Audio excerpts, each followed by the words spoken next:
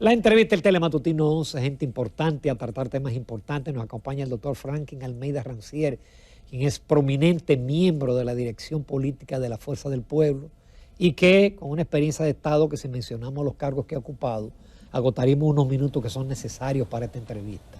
Buenos días, doctor, un placer. Buenos días, me complace de verdad como siempre. Jacqueline. Mucho gusto, doctor Almeida. Un placer. Hay muchos temas, doctor, pero obligatorio comenzar con el tema de Haití. No vamos a explicar todo lo que está pasando, pero a su juicio las acciones del gobierno, las acciones del presidente han sido correctas, se puede hacer un poco más en términos de la comunidad internacional y en términos internos. Bueno, entiendo que lo que ha hecho hasta el día de ayer el presidente es lo prudente, es lo adecuado. Tomar algunas medidas que tienen mucho que ver con respuestas y controles a lo que está pasando en Haití. El operativo militar es necesario. Mira, Haití fue y es un conglomerado humano, no es una nación. Un conglomerado humano se formó aquí con la migración europea y africana. Africana como esclavos y los europeos como conquistadores. Se formaron naciones. ¿Cómo se forman las naciones? De conglomerado pasan a ser naciones a partir de que arraigo territorial. Ya. No hay una sola nación en el mundo que no tenga su propio territorio. Segundo, tradición e identidad. Tercero, cohesión social.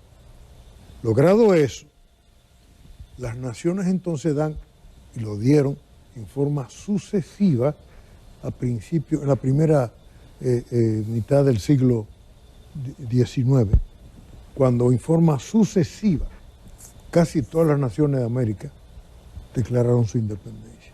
Lo hizo antes Estados Unidos, ya en el siglo XVIII, pero todas las naciones latinoamericanas en sentido general, siglo XIX. Empezando por Haití. ¿Quería Haití la independencia? No, era un conglomerado. Ellos lo que querían era la libertad, que le abolieran la esclavitud. ¿Lo hizo Napoleón? No lo hizo. Francia no quiso hacerlo, ni Napoleón, protegiendo, digamos, a los grandes dueños de plantaciones e ingenios azucareros. Mandó su cuñado Emmanuel Leclerc. Aquí murieron 50.000 franceses y 100.000 esclavos en ese enfrentamiento. Y finalmente Napoleón fue derrotado. Te menciono esto porque este libro que te estoy trayendo a ti, sí, yo porque tenía que darle histórica, más deferencia, mucho más todavía a Jacqueline, ¿verdad? Por muchas razones. Muchas de ellas son las tuyas también. Gracias, esto es doctor. Marrón Tierra y Negra Noche. Es el título de una novela, digamos, es una historia novelada. Exacto. Donde hay ficción y realidad. Documentos aportados ahí que han estado a la vista de todo, pero no se utilizan. Por ejemplo, Emilio Rodríguez de Morici es el gran historiador que documenta la historia. José Gabriel García es el que recoge la tradición, porque además estaba vivo cuando la independencia nacional. Y luego Juan Bosch, que te da una forma de interpretarla. Entonces, entre Juan Bosch, que la interpreta, José Gabriel García, que es el historiador clásico dominicano, que recoge la tradición, y Emilio Rodríguez de Morici, aparte de que ahí hay cerca de 50 autores citados, por tanto hay una bibliografía en esa novela. La idea es que construir las sociedades, las naciones, las repúblicas llevan un proceso. Haití por eso se dice que es el Estado fallido. ¿Por qué? Porque es una nación fallida. No hay base para que tenga... ¿Cuándo hay un Estado? Cuando la nación se da una constitución. Por eso es tan importante el tema constitucional. De conglomerado a nación, de nación a Estado. Pero para que sea Estado, tiene que darse una constitución. y terminan no respetando la Constitución, vulnerando la Constitución, entendiendo que es un pedazo de papel, y ahí incurren justamente las debilidades propias, porque no les falta cohesión, les falta tradición, les falta arraigo. Y Haití tiene esa gran tragedia. Yo no quisiera decir quién es culpable, pero todo tiene un origen. Lo que estamos viendo es el comportamiento actual de los haitianos. Pero eso es consecuencia. Esos lodos son consecuencia de aquella lluvia. Destruyeron el aparato productivo cuando se independizaron. Napoleón hizo preso a Toussaint. Toussaint estaba gobernando la colonia francesa a nombre de Francia y Napoleón.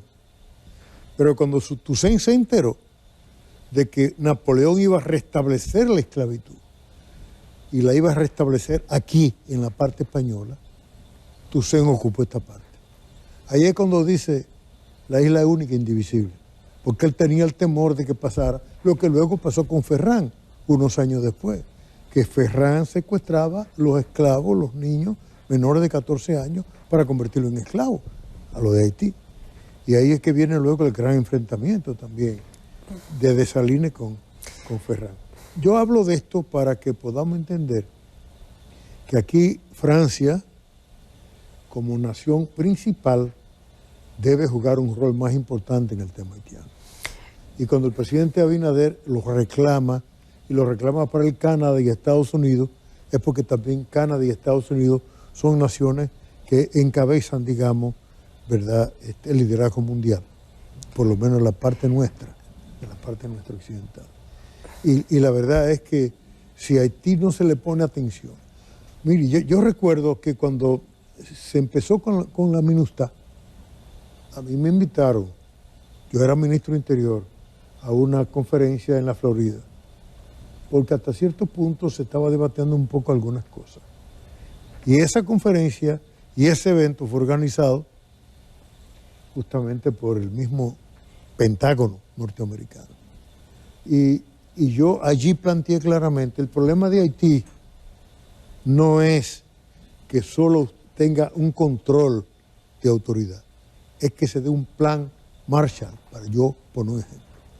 Si Haití fue el territorio, y quiero hablar como territorio, más rico en el siglo XVIII, más rico que las 13 colonias inglesas, es decir, lo que es hoy Estados Unidos, mucho más rico que ellos. La riqueza que generó esa colonia en ese mismo territorio fue inmenso.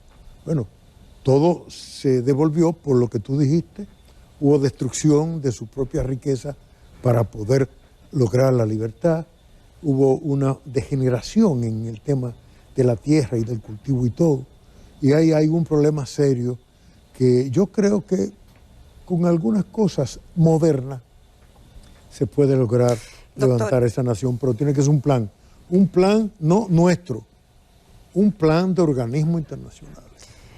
Eso es. Esa es la solución, es decir, el destino de una nación fallida, como usted lo ha definido, y el preámbulo que nos dio para justamente el antecedente de lo que Sí.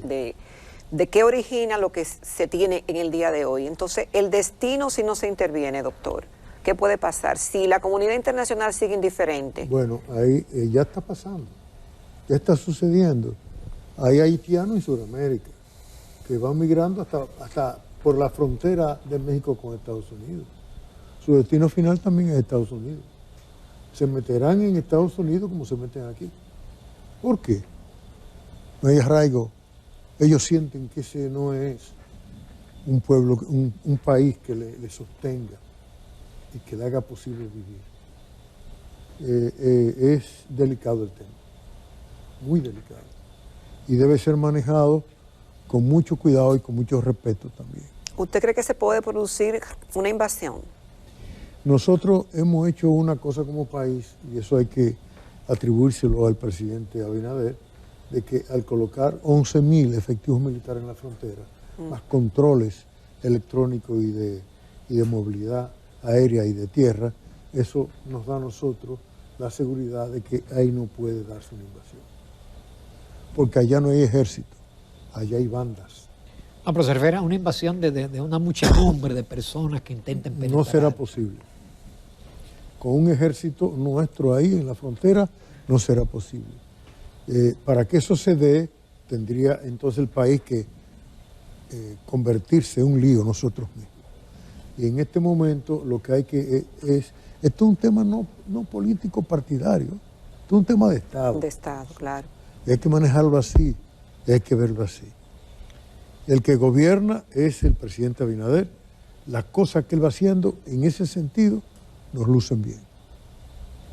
Son acciones que ayudan un poco a mejorar las cosas, y mucho más en ese esfuerzo que ha hecho en el mismo sentido que ya lo hizo Leonel antes, de recurrir a la comunidad internacional. Todo esto que estoy diciendo está planteado como novela en ese libro. Es ficción también, pero eso no es ficción lo que planteo. Se plantea como con documentos básicos y personajes de ficción que sí entran a discutir los temas. Esa novela, Marrón Tierra y Negra Noche, será puesta en circulación para Santiago el 26 de noviembre. Ya lo hicimos el 22 de octubre. El título, o los dos títulos, ¿por qué? Bueno, mira, nosotros somos marrón tierra, la realidad, como país. Nosotros como tierra somos marrón, morena, gris, rojiza, los abaos. Pero Haití es negra siempre. No hay noche que no sea negra. Si la noche tiene la luz, se ilumina, ya no es noche. ¿Me explico? Sí. Haití está acorralada como nación. Acorralada. Y ese pueblo está acorralado. Y ese pueblo no se merece eso. Pero nosotros no somos lo que tenemos por qué ser lo que le ayudemos a ellos a superar. Podemos contribuir con las naciones responsables directamente. Francia, yo reclamo, Francia se llevó preso de aquí Napoleón y se negó a darle apoyo a Napoleón unos planes de desarrollo económico que él fue llevando en el 1801. Murió en una cárcel francesa. Justamente con rabia Napoleón lo mandó a buscar, acusándolo de bandidaje, y le mandó un ejército que no pudo con ellos. Ahora, esa población quería su libertad como esclavo.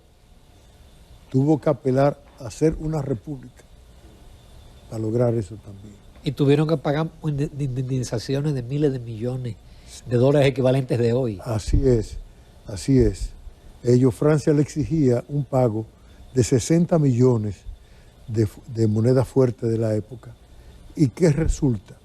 Que también una de las razones por las cuales los dominicanos buscamos la separación de Haití es porque Haití también quería que nosotros le ayudáramos a pagar esa deuda a Francia. Dios mío. Esto no tiene madre. Cuando yo digo así, digo porque también los grandes países desarrollados, ¿qué quieren? Que nosotros ayudemos a Haití a pagar su situación. No, pero nosotros lo que contribuimos. el canciller Claude Joseph anda en esa misma tónica. Sí, pero a él ya inclusive hasta la embajada del Departamento de Estado hizo un desmentido en el siguiente sentido, dijo que la situación dominicana, la preocupación que externó el Departamento de Estado fue el tema de la pandemia, no un tema de seguridad ciudadana. Lo cual es una respuesta. Una respuesta. Doctor Rancière, hay muchos temas en este momento, pero sobre todo cifrado en lo que pudo haber sido una reforma fiscal. Y ya vimos la posición del presidente de la República, que va a tono con lo que había expresado el presidente de su partido, el doctor Leonel Fernández, que no era el momento para hacer una reforma fiscal, por temas por razones que conocemos. Sin embargo, en el Congreso, específicamente en la Cámara Alta, se han dado la tarea de tener una propuesta alternativa para recaudar más. Algunos entienden que es respuesta a los ataques que han recibido con el tema del barrilito, la propuesta de eliminar exenciones, etcétera. Y parece que siguen adelante y están senadores justamente de su partido. Me gustaría que nos hable un poco de lo que piensa de ese proyecto que ya pasó, tuvo la aprobación de la primera lectura, y también lo que se ha develado del uso del famoso barrilito. Bueno, sobre lo primero, la reforma fiscal, y yo diría también la tarifa eléctrica, son dos temas que no deben manejarse en medio de una situación como esta. La crisis sanitaria ha creado una crisis económica y la crisis económica una crisis social. ¿El Estado quiere más dinero? Bueno, pero el Estado no puede pedirle dinero a quien tiene precariedades en este momento. Y la posposición es necesaria de ambas cosas, de la tarifa eléctrica también. Si ustedes hicieron una rueda de prensa al respecto. Sí, ayer. Sí, correcto. Hay algo que tenemos que ir viendo. Nosotros queremos ser y estamos haciendo una oposición de Estado. Eso significa que estamos haciendo una oposición de seriedad ante los problemas que afectan a la población y que hasta dónde puede el gobierno resolver. Porque también es así. El gobierno ha dicho que hay un crecimiento económico, lo ha anunciado el gobernador del Banco Central.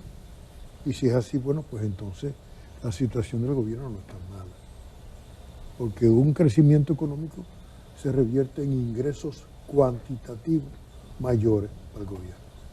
Aunque el porcentaje de la presión tributaria sea la misma, 13 o 14% del Producto Interno Bruto, un 14% sobre 80.000 millones no es igual que un 14% sobre 90.000 millones. Claro. En materia cuantitativa. Ahora bien, el tema de que se trasladó al Congreso, diría yo, justamente era el interés marcado que había en una reforma fiscal, haciendo recortes también por donde había que tener cuidado. Porque si había que hacer recorte en una cosa, había que hacer recorte en la otra. Por ejemplo, en la publicidad del gobierno, bueno, hay un presupuesto alto. En exenciones hay un presupuesto alto, o sea, un gasto fiscal alto. Entonces, ahí hubo una situación en que nosotros, como dirección política, entendimos que debía ser manejado eso por los senadores nuestros con los senadores de los partidos. Que no era un tema ya de partidarizarlo, era un tema de que fuera manejado. Y bueno, parece que las cosas van bajando un poco en ese sentido. Yo creo que el manejo que se le ha ido dando a la situación, de más en más, va sacando el tema. Yo creo que ustedes lo sienten así, ¿verdad? Como que va saliendo ya. Pero eso se pospone, doctor. Bueno, lo que se pospone son medidas fiscales y lo que hemos planteado que habría que considerar. Sencillamente, cómo lograr un pacto fiscal de cara al 2030. Porque ese es lo que establece. Doctor, y el barrilito. Pero, doctor, si esperamos que pase el 22 y el 23 es un año político, es un año electoral, va a ser muy difícil establecer un pacto fiscal en el 23 y mucho menos en el 24. Bueno, pero hacerlo ahora sería crear una situación de ingobernabilidad y no habría ni 23 ni 24. ¿Qué hace? O sea, bueno, yo soy de lo que voy a veces al supermercado a comprar lo que me gusta, ¿no? Me gusta comprar frutas y ese tipo de cosas. Y yo estoy viendo los precios. La población se queja de los precios. Ahora le quiere aumentar la tarifa eléctrica, pero por favor. Entonces eso se revierte en contra de una población que en este caso el desempleo creció, y tú lo sabes, Ramón. Entonces, va a subsidiar el gobierno a la gente, ¿no? Ya los subsidios van cayendo. O sea, las ayudas, por decirlo como dice el dominicano, que otorga el gobierno a gente con situaciones precarias. Hay que ser prudente. Una situación de ingobernabilidad en nosotros, es lo que yo decía ahorita también. Un lío en Haití y una situación de ingobernabilidad aquí nos lleva a quien nos trajo. Nosotros tenemos que estar así con cohesión en el tema haitiano.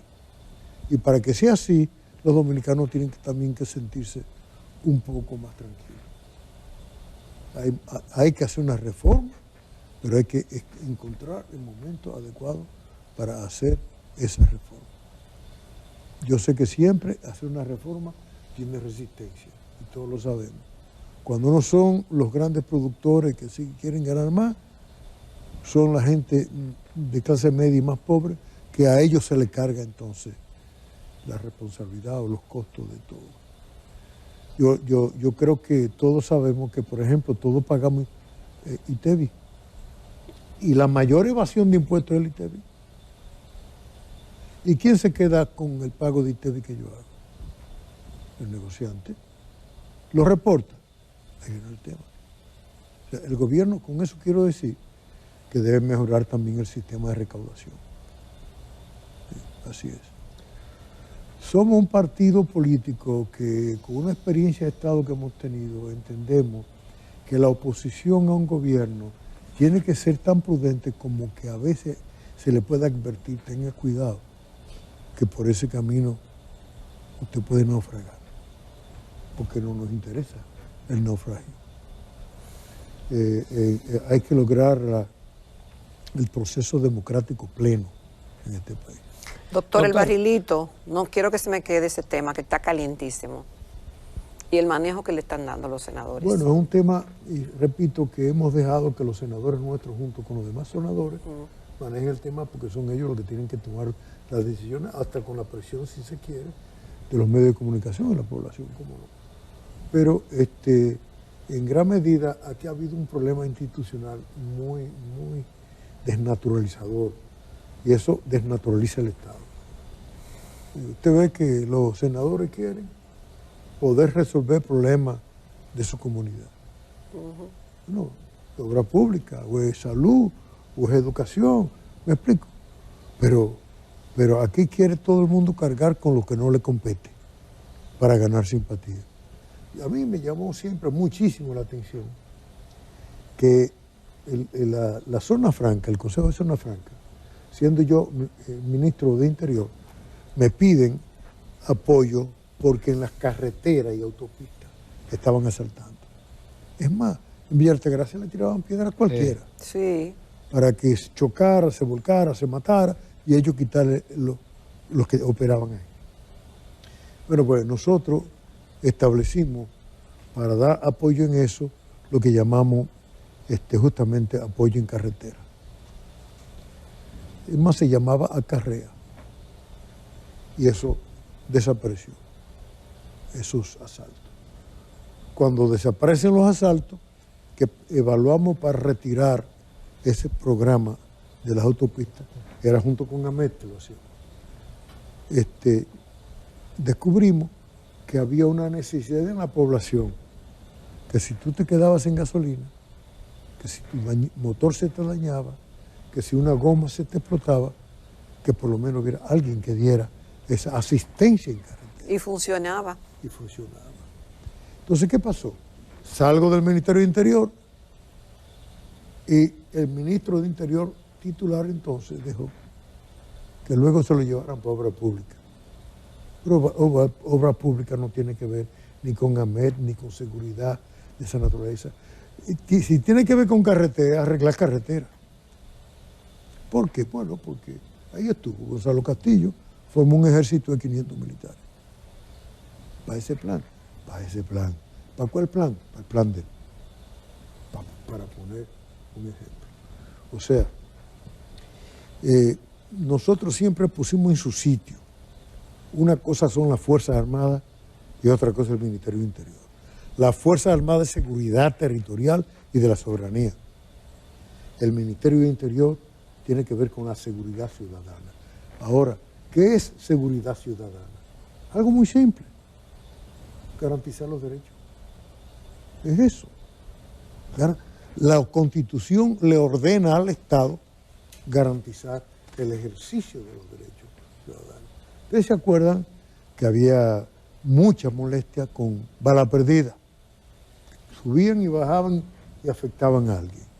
Ustedes no ven eso hace mucho, porque lo eliminamos, supimos cómo hacerlo y dejamos establecido un sistema. Aquello de fuegos artificiales, niños que perdían dedos, un ojo y demás, desapareció eso también. Bueno, pues nosotros iniciamos un programa dentro de la policía para su transformación. No pedimos reformar la ley. Usted no tiene que reformar la ley para hacer muchas cosas. la ley se lo permite. Iniciamos un programa de evaluación de todos los policías, todos los años. Y se evaluaban, porque tenemos entendido que no se evaluaban anteriormente. Cuando lo llevábamos, la evaluación se hacía por el Ministerio de Interior, no por la Policía Nacional. Usamos las instalaciones de AMET y usábamos las instalaciones de la misma policía para esa evaluación, que eran profesores y todos que intervenían, profesores policiales o profesores militares o profesores de universidades. Se evaluaban para fines de promoción. Los policías tenían que pagar una suma importante para pasar de sargento, por ejemplo, a teniente. Para yo poner un ejemplo. Cuando no había que pagar, se le evaluaba. Doctor, entonces, ¿usted cree necesario todo este proceso que se está haciendo de transformación de la policía, la mesa de trabajo, todo ese tipo de Pero cosas? esto implicaba también retirar, jubilar lo que no podían seguir, reeducar lo que estaban, y como nosotros también hicimos. Nosotros formamos 7.000 jóvenes para policía. Nos dio tiempo a nada más eso. Pero en una escuela, ¿y qué tiempo duró esa formación, doctor? Eso duró desde más o menos cerca del 2008 al 2012. Y nosotros eran jóvenes universitarios, tenían que estar inscritos en universidades. Jóvenes que supieran conducir. El que entra a la policía muchas veces ni manejar sabe y tiene que conducir un vehículo. ¿Cómo la cosa? Entonces, tenía que saber conducir. Tercero, manejar computadoras, las lactó integradas a los equipos, computadora y medios de comunicación. Y cuarto, preferiblemente un segundo idioma. 7.000. Esos jóvenes eran jóvenes con opción a entrar a la academia de la policía, si querían, cumplido el periodo de tiempo con que se comprometieron, o pasar a ser policía normal, raso también, o retirarse. Porque era un plan encaminado a que la policía sufriera un proceso importante de renovación. ¿Por qué? Porque el área más importante de la policía, realmente la más importante, es la prevención. Es evitar que el delito se cometa. Si se comete el delito, entonces entra a la segunda área de la policía, que no es la policía la que entra, pero debe entrar la policía con el Ministerio Público.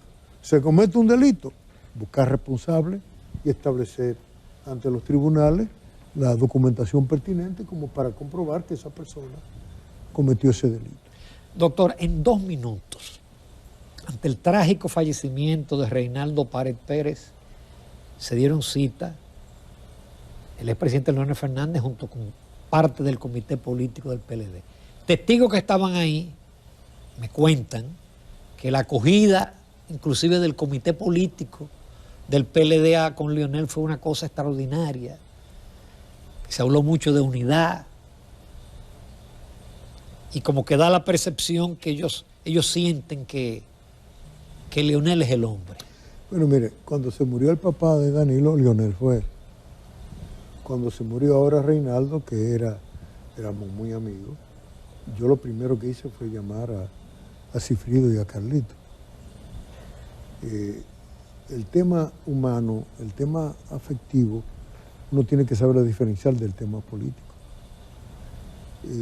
Leonel es una figura que siempre le ha dado un trato humano y afectuoso y respetuoso a todo el mundo. En consecuencia, no sería extraño que haya en ellos ese tipo de reacción.